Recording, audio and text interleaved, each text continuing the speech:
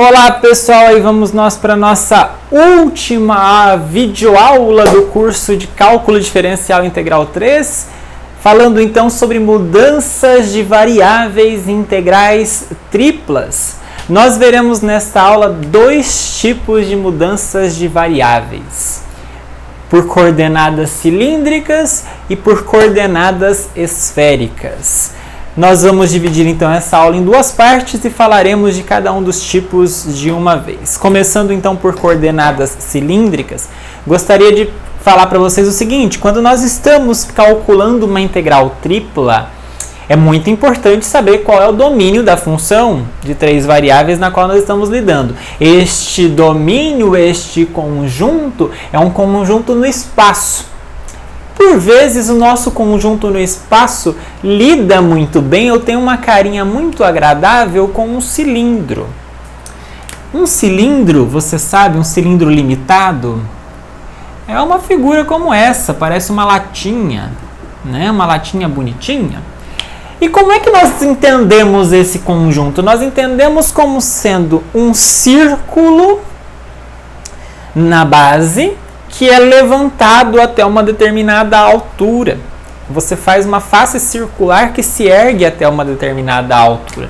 Ora, a altura é algo que nós entendemos muito bem, fácil. Agora, a base deste conjunto, a base do cilindro, é um círculo.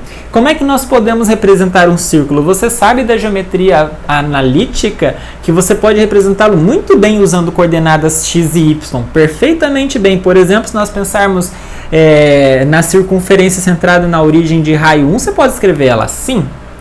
Não precisa ser centrado na origem, muito menos ser raio 1, você pode escrever sempre alguma coisa como sendo x menos x do centro ao quadrado mais y menos y do centro ao quadrado igual a raio quadrado. Você sabe da geometria analítica isso perfeitamente, mas você sabe que você pode descrever com maior qualidade um círculo ao invés de usar x e y, você pode escrever com enorme tranquilidade usando as coordenadas polares r e θ, dizendo que o seu R é limitado, né? Se você tem um R maiúsculo, que é o raio do círculo, então você sabe que o Rzinho, que diz todos os pontos aqui, ele está entre 0 e o R, que é o raio do círculo, e o seu θ varia entre 0 e 2π.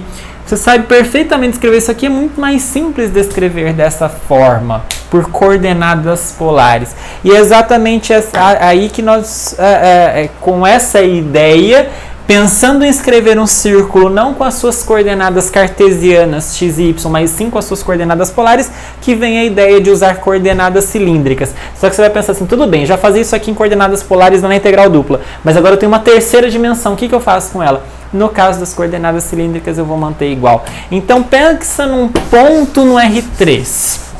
Pensa num ponto no R3 que nós observamos através das suas coordenadas cartesianas. Então você tem aqui x, y e z, as três coordenadas cartesianas. Nós pegamos um ponto no espaço que nós chamamos de P. Ele tem três coordenadas, você sabe disso, você sabe que ele tem uma coordenada x, uma y e uma coordenada z, você sabe disso, não é? Esse ponto tem três coordenadas x, y e z, que são o que nós chamamos de coordenadas cartesianas, porque é o que nós escrevemos no plano cartesiano, tá? São as coordenadas cartesianas. Ora. Bom, se nós escrevermos não assim, mas pensarmos nas coordenadas cilíndricas, que são basicamente, olha, a terceira coordenada eu mantenho igual. A terceira coordenada eu mantenho igual, mas as duas primeiras vão ser tipo as coordenadas polares que nós tínhamos antes. Então vejam, isso aqui vai fazer o chão variar em r θ, mas a altura vai manter a mesma. O que significa isso? A altura mantém a mesma, mas aqui no chão, ao invés de olhar x cartesiano y, eu olho θ, R cartesiano, θ, para descrever este ponto. Ao invés de x e y, que descreveria este ponto, eu descrevo aqui por r θ. coordenadas polares. Então, quando eu troco x e y por coordenadas polares, eu tenho as coordenadas cilíndricas tridimensionais quando eu mantenho a terceira coordenada. Isso é coordenada cilíndrica, tá certo? É basicamente o que tem aí, só que as notações não estão muito boas. Esse φ aqui, na verdade, é um θ, esse ρ é um r, mas é a mesma coisa que está no meu desenho na lousa. E então, este r, θ, z, θ, r, z, mais ou menos a ordem é um pouco relevante aqui, são as chamadas coordenadas cilíndricas do ponto P. Fique atento que o θ varia entre 0 e 2π, porque eu estou rodando no chão, então tem que ser de 0 a 360. Usando coordenadas cilíndricas, nós podemos reescrever uma integral tripla que antes fora definida em coordenadas cartesianas da seguinte forma. Se você tem f, uma função definida num domínio no espaço, e a integral dessa função f é calculada sobre esse d, então, integral assim, veja, como nós definimos na aula anterior, f de x, y, z, dx, dy, dz em relação a d, nós podemos trocar tudo isso por coordenadas cilíndricas. Que jeito? Troco o x por r cosseno θ, porque afinal de contas você sabe que lá quando nós fazemos mudança de coordenadas polares é assim que a gente faz. O x você troca por r cosseno θ, o y por r seno θ e o z você mantém intacto no caso aqui. Você troca o y por r seno θ e o z você mantém igual. E você vai trocar isso aqui, dx, dy, dz, pelo quê? Por r dr dθ dz. Aí o conjunto mudou também, professor. Mudou de d para d'. Na verdade não mudou, o conjunto é o mesmo. O que mudou foi a minha descrição. O conjunto a princípio era escrito em função de x, y e z.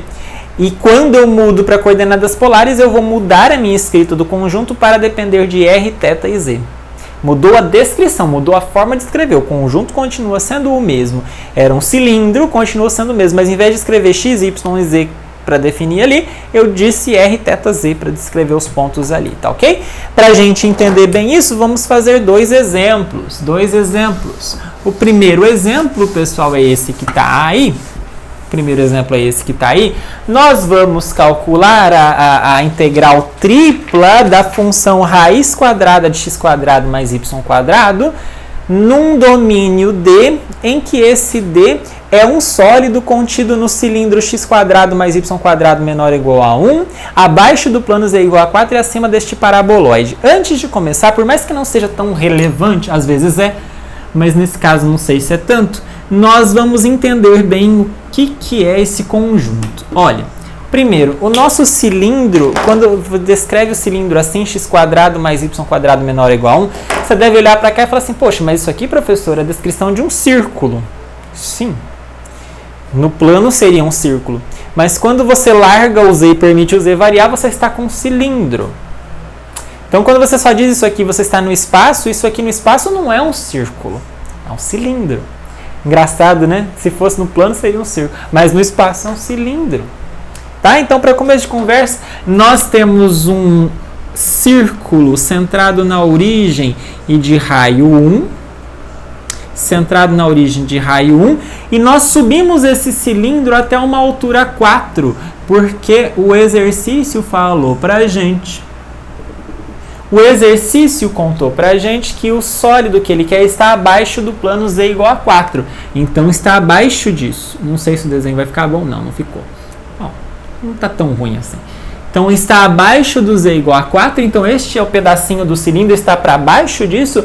E não está acima do plano não. Está contando aí que está acima de um paraboloide. O paraboloide z igual a 1 menos x² menos y² é quando você põe o x igual a 0 e o y igual a 0 e vai no z igual a 1 fazendo isso aqui, ó.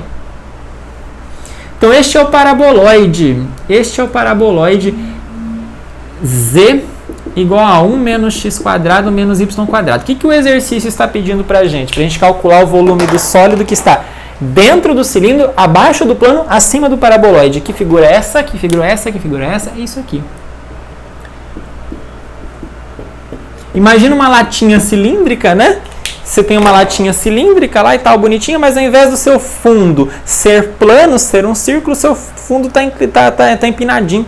Você deve ter visto, eu não tenho nenhum fácil aqui, mas muitas vezes eu tenho um álcool em gel aqui, mas se isso aqui fosse mais afundado, né, fosse uma parábola lá por dentro, um paraboloide, na verdade, por dentro, seria uma situação como essa, que você tem um cilindro para baixo aqui e tal. Na verdade, o meu paraboloide está praticamente para cima aqui, né? São figuras interessantes para a gente analisar e analisar com álcool em gel é sinal da pandemia mesmo, né, gente? Bom, enfim. Então, esse é o desenho que nós queremos, esse é o conjunto D que nós queremos.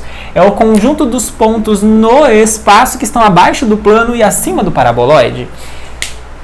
Poxa, eu contei para vocês agora há pouco, se nós estivermos relacionando nosso estudo com um cilindro, tem algo parecido com um cilindro, usar coordenadas cartesianas pode ser bom, pode resultar em alguma coisa, mas às vezes é complicado. Você tentar usar isso aqui sem mudar a variável, não sei se você vai conseguir. Tenta lá, não sei se vai dar algum trabalho.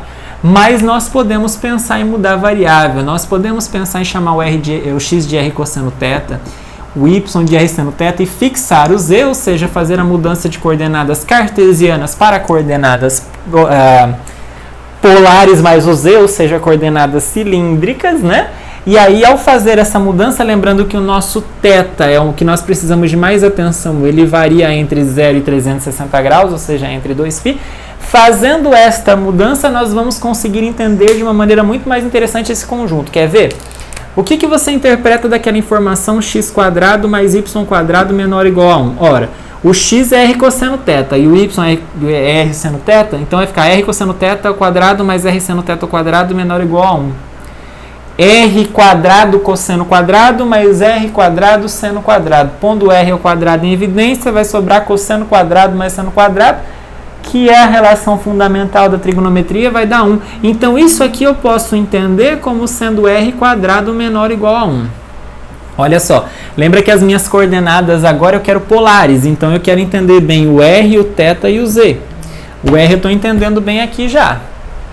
O que mais que nós temos? Nós temos abaixo do z igual a 4, então o z menor ou igual a 4. Opa, o z é uma das minhas variáveis, é uma das minhas coordenadas cilíndricas, então tá valendo. E a terceira coisa que nós temos aí, que nós queremos o z acima do 1 menos x² mais y². Acontece que x² mais y² é r ao quadrado, então nós podemos trocar isso aqui tudo por r², né? Então observem vocês aqui também que o z está acima de 1 menos r². Viram? Nós trocamos essas três informações aqui que estavam no enunciado, que dependiam de x, y e z, por três informações que só dependem de r, de z e de θ. Alguém vai olhar e falar assim, mas não está dependendo de θ. Nem precisou. O θ nem apareceu nessa história. Mas apareceu r e o z, não tem mais x e y. Legal, né? Então nós vamos entender esse conjunto como sendo o conjunto dos pontos r, θ e z, tais que r ao quadrado menor ou igual a 1, θ está de 0 a 2π, e o z está acima de 1 menos r² e abaixo de 4. Fácil de escrever, não? Alguém só vai falar assim, mas e essa função que está aqui? Essa função raiz de quadrado de x² mais y². Ora, vou apagar aqui. Essa função que está aparecendo, a nossa função f de x, y, z, tem três coordenadas, né? Como é que eu sei disso? Porque integral é tripla. x² mais y². De novo, x² mais y² é r². Quando nós fazemos essa mudança, isso aí fica r². E aqui, então, vai ficar raiz quadrada de r², que é r. Então, a nossa função ficou ainda mais fácil. Nossa função, que era raiz quadrada de x² mais y², virou só r. Só r. Então, vamos lá, vamos calcular. Guarda isso aqui, eu vou ter que apagar, mas guarda essas quatro informações, a função e esses três aqui que eu chamei a atenção de vocês. Bora lá. Bom, fazendo isso, nós podemos pensar então na integral tripla que nós queremos calcular, que é a integral em d, raiz quadrada de x² mais y², dx, dy, dz. Ora, segundo a mudança de coordenadas que nós aprendemos a fazer agora há pouco, nosso conjunto D é o mesmo que está descrito aí com x, y e z, mas eu vou usar a interpretação dele usando as nossas três coordenadas cilíndricas. Então, posso pensar primeiro assim, vou pensar no θ de 0 a 2π, já que o θ é a única variável que não apareceu, eu vou deixar ela por último, porque ela está fixada no intervalo fechado. Deixa por último, não tem problema. A segunda que apareceu para a gente foi o R, né? E vocês podem observar bem que o nosso R, ele... o R quadrado, nós vimos, apareceu aqui, o R quadrado menor ou igual a 1. Se o R quadrado ele é menor ou igual a 1 e o nosso R é sempre positivo, é raio, né? Então você pode perceber como é que isso aqui está menor ou igual a 1 e ainda está dentro do zero. Ora, vamos lá. Para começo de conversa, R quadrado menor ou igual a 1 significa que o R está entre menos 1 e 1. Mas o R é positivo, então o R não tem a parte negativa, ele está do zero para frente. Portanto, o nosso R vai variar de 0 até 1. O R. Então, aqui a variação do θ, aqui a variação do R, falta só a variação do Z, que é a primeira coisa com a qual nós vamos lidar. E a variação do Z ficou explícita quando nós descrevemos aqui, né? O Z está variando no máximo em 4 e no mínimo era quanto mesmo? Era 1 menos R quadrado, né? Era 1 menos R quadrado, que era do paraboloide 1 menos R quadrado até o 4. E a nossa função, nós vimos, virou R. Essa função virou R. Agora, o que faltou a gente ver, né? Que só cabe agora. O que vira esse bloquinho aqui dx, dy, dz? Ele vira... Vou até colocar de cor diferente. Esse bloquinho vira R. No caso aqui eu usei primeiro o Z, depois eu usei o R, depois o θ. Good. Pronto. Agora, gente, um abraço. Acabar a conta e correr para o abraço. R vezes R é quadrado, então estou integrando R quadrado. Então vamos lá, vamos continuar aqui.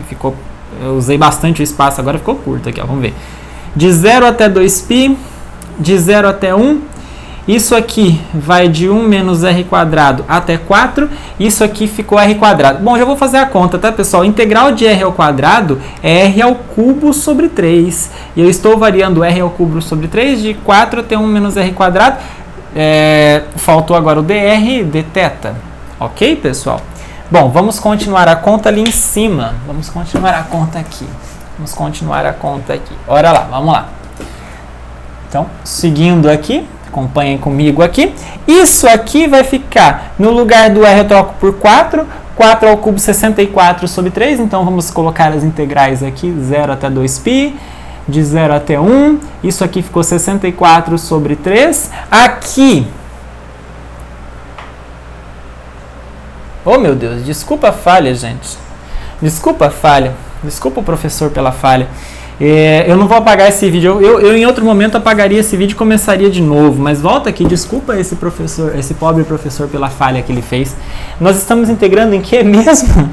Nós estamos integrando em R, né? Então aquela nossa integral lá em cima era primeiro em Z. Então R quadrado é constante. Poxa, professor, presta atenção no que você está fazendo. Desculpa, gente. Eu até apagaria esse vídeo e faria de novo, mas eu espero que vocês me compreendam aqui. Anda complicado. Né? Achei muitas coisas para fazer. Então, olha só. Agora sim. Gente, o erro que eu fiz, né, não é R ao cubo sobre 3, porque eu não estou integrando em R, em Z.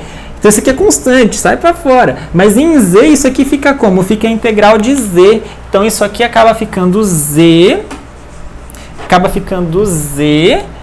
Calculado entre 4 e 1 menos R ao quadrado. Ok? Bom, agora sim, agora eu acho que dá pra gente fazer direitinho, né? Calculando de 1 menos R quadrado até 4, então fica assim, ó. Vou só escrever aqui pra gente poder acompanhar. 4R ao quadrado menos, no lugar, vou colocar o R quadrado em evidência, só pra gente poder enxergar melhor, menos 1 mais R quadrado, ok? E quando você faz essa conta, então dá 3 mais R quadrado, então vamos lá, vamos continuar aqui em cima. De 0 até 2π, de 0 até 1, e tudo isso aqui virou virou 3R quadrado mais R a quarta, tá ok? Agora é dr dθ. Agora sim, nós continuamos com dr dθ. Pessoal, para poder ganhar espaço, eu vou apagar a luz. Tá? Vamos lá. Ufa! Agora vamos integrar isso aqui em R. Primeiro, continuamos. Aqui estou integrando de 0 até 2π. Aqui vai ser em R, então vai ficar 3R ao cubo sobre 3. Aqui R a quinta sobre 5. De 0 até 1, dθ. Ora, se eu substituir o R por 1, fica 3 sobre 3, que é 1. 1 mais 1 quinto. 1 mais 1 quinto é 6 quintos. Quando eu substituir por zero, vai zerar tudo, então isso aqui vai ser a integral de 0 a 2π de 6/5 de θ. Como 6/5 é constante, ele sai da integral, fica a integral de θ de 0 até 2π, integral de θ é θ, a integral da constante é θ, calculado do 0 até o 2π, ou seja, 6 vezes 2π sobre 5, afinal de contas o zero aqui vai zerar, vai ficar então 12π sobre 5. Moral da história, esta integral calculada lá naquele conjunto dá exatamente 12π sobre 5. Se você tivesse calculado com x, y, z, eu não sei se você ia chegar com tranquilidade ou sequer que você ia chegar nesta resposta, mas usando coordenada cilíndrica chega, né? Você percebeu que eu só fiz um rolinho aqui porque eu acabei integrando errado, que era uma integração em R, mas que era integração em Z, eu fiz em R, desculpa a falha.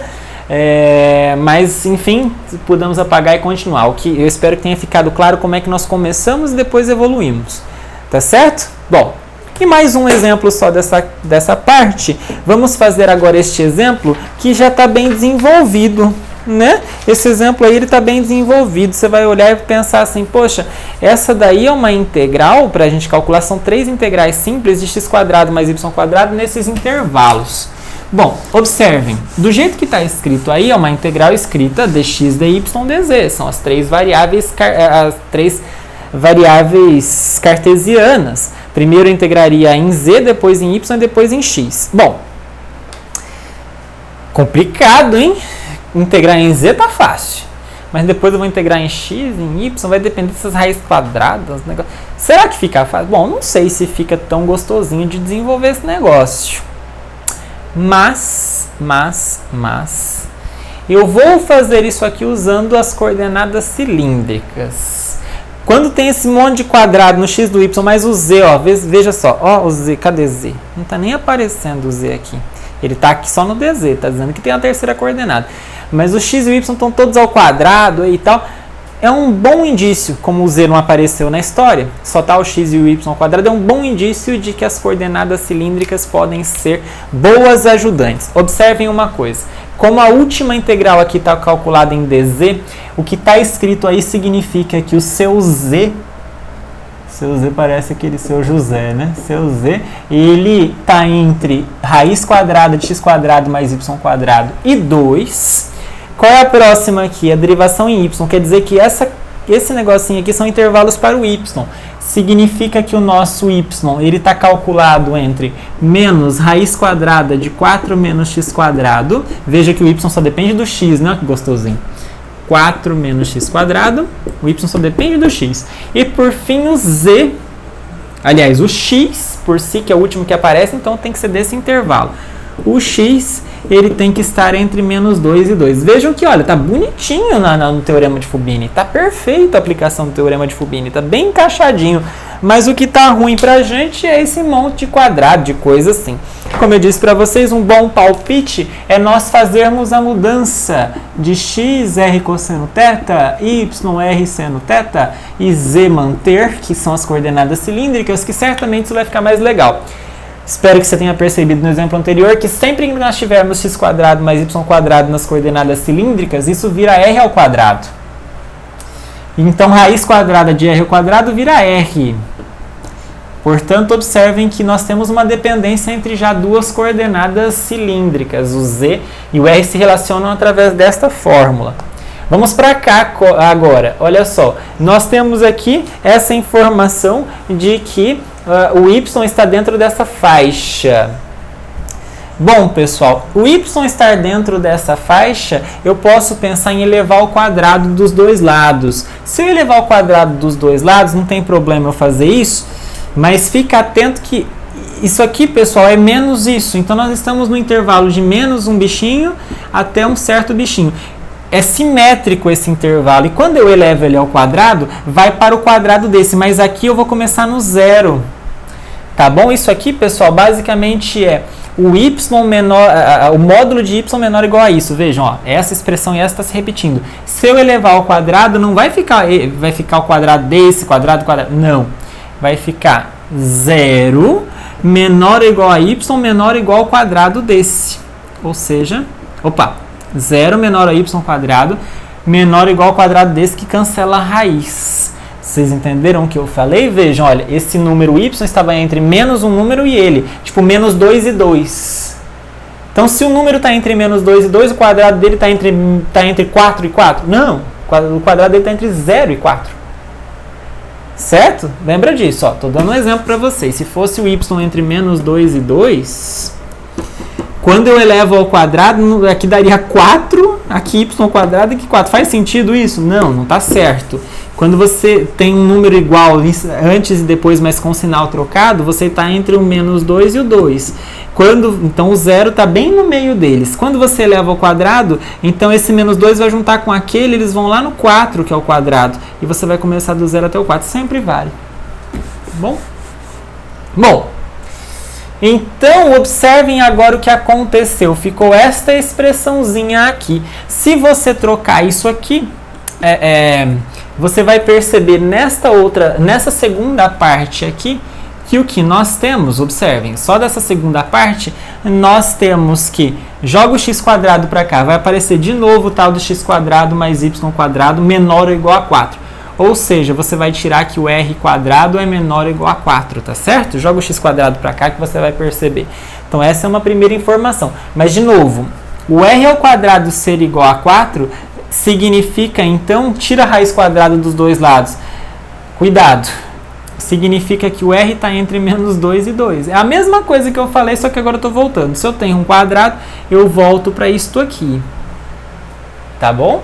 Então, a primeira coisa que eu tiro disso aqui é exatamente que o r que eu estou usando, ele está entre menos 2 e 2. Só que você vai virar para mim e falar assim, professor, mas raio não é negativo. Ah, tá bom. Então, vou trocar aqui por 0. O extremo tem que ser 0. Ok? Então, meu extremo tem que estar entre 0 e 2. Tá ok? Bom, então essa é uma observação que nós podemos fazer. Tem essa parte de cá. Essa parte de cá conta pra gente o quê? Vamos pensar aqui, ó. Estou rabiscando a lousa meio bagunçado, mas vamos lá. 0 menor ou igual a y quadrado significa que r ao quadrado vezes seno quadrado é maior ou igual a 0, mas isso não acrescenta informação nenhuma. Porque r quadrado e seno quadrado são maiores ou igual a 0 mesmo, não acrescenta informação nenhuma. Se eles fossem negativos, 0 não ia mudar nada. Então essa parte meio que eu descarto. Agora aqui, ó, o x. O x está entre menos 2 e 2, mas o x é r cosseno θ. Então, ele está entre menos 2 e 2, né? Nós temos essa informação de que o x está entre menos 2 e 2, ou seja, que o r cosseno θ está entre menos 2 e 2. Mas se nós temos isso, pessoal, nós podemos pensar em passar o r dividindo e fica assim, menos 2 sobre r menor ou igual a cosseno θ menor ou igual a 2 sobre r. Tá ok? E aí, ao fazer isso, vocês observem que o maior valor que o r pode assumir é 2. Então, isso aqui vai dizer para a gente que o cosseno θ está limitado entre menos 2 sobre 2. Ó, o r está no máximo 2. Então, ele está entre menos 1 e 1. E aí você vai falar assim, grande coisa, professor. O cosseno de θ está entre menos 1 e 1. Então, que valores o θ pode assumir? Ora, o cosseno de θ está sempre entre menos 1 e 1. Então tá bom. Então quer dizer que o meu θ não tem limitação nenhuma. O θ está simplesmente entre 0 e 2π. Ok. Vejam, com toda essa análise eu concluí que o z está entre r e 2, que o r está entre 0 e 2 e que o θ está entre 0 e 2π. Que eu já podia imaginar, mas toma cuidado, hein? Nem sempre. Aqui eu precisei fazer essa análise para entender bem como é que estava o meu θ. Tem hora que você vai fazer essa conta que vai dar de 0 até π sobre 4, sei lá, uma coisa assim. Vocês perceberam? Antes eram dependências de x, y e z, agora viraram dependências só de r, z e θ. Complicado, eu sei. Espero que você tenha conseguido acompanhar esse raciocínio. Então, vamos lá. Então, eu vou apagar isso aqui, mas fica com essas 3 informações na cabeça. Bom, nós vamos pegar aquela integral que nós temos ali. Ó, eu não vou escrever a integral inteirinha, mas vou colocar lá, integral do exemplo 2 igual. Pronto, economizei tempo, né? que vai virar? Vou trocar aquela integral por uma integral que agora está definida, não dependente de x, de y e de z, mas de r, θ e z. Aliás, faltou observar uma coisa. Qual é a função que aparece ali? É x² mais y². Quando eu troco por r θ, você sabe que isso aqui dá r². Então, eu vou trocar a função por r². O dz, dy, dx que aparece aqui vai virar o quê? Vai virar r de alguma coisa, de alguma coisa, de alguma coisa. Essas alguma coisas tem que ser r, θ e z. Eu só coloquei alguma coisa porque eu não sei qual que eu vou querer primeiro. Na verdade, vamos lembrar o que nós tínhamos obtido no slide anterior. Nós tínhamos obtido aqui, deixa eu colar aqui porque eu não lembro mais, o r menor igual a z menor igual a 2. Foi isso que nós obtivemos no primeiro passo. O 2 estava entre r e 2, o z estava entre 0 e 2. O r estava entre 0 e 2 e o θ estava entre 0 e 2π. É isso que nós observamos nas contas que nós fizemos. Então vamos pensar o seguinte, o z é o único que depende de alguma coisa, de alguma das variáveis anteriores. Então ele vai ser a primeira coisa que eu vou mexer, o z. O z está variando entre r e 2. As outras tanto faz. Eu vou trabalhar primeiro com θ. Já que deixa o r para o final, vai carregando. Vou carregar o θ, o θ vai de 0 a 2π. E por fim eu calculo em r que vai de 0 até 2. Tá ok? Bom, podia ter sido r primeiro, depois θ. Whatever. Ok, pessoal? Espero que vocês tenham curtido isso aqui. Vejam que r² vezes o r da fórmula vai dar r ao cubo. Como eu só vou mexer com r aqui na frente, eu vou jogar ele para constante aqui na frente. O r vai de 0 a 2. Vou deixar o r ao cubo aqui, já que antes eu nem vou usar.